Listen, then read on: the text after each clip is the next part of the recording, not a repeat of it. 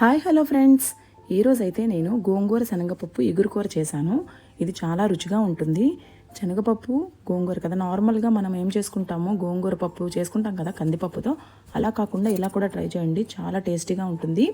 దానికోసం ఈ వీడియోలో చూపించిన విధంగా నేను ప్రిపేర్ అయితే చేసేసాను.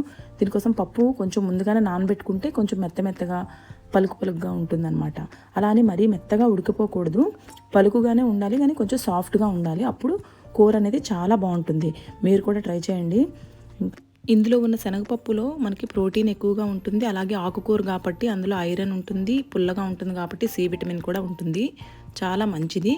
ఇది కనుక వేడివేడి అన్నంలో కలిపి తింటే అబ్బబ్బా చాలా బాగుంటుంది. మీరు ట్రై చేసి చూడండి, ఖచ్చితంగా చాలా ఇష్టపడతారు కర్రీని. భలే ఉంటుంది. గోంగూర నార్మల్గానే చాలామందికి ఇష్టం ఉంటుంది, కొంతమందికి ఇష్టం లేకుండా కూడా ఉంటుంది, కానీ మోస్ట్లీ ఇష్టపడతారు. అది శనగపప్పుతో అంటే చాలా టేస్టీ.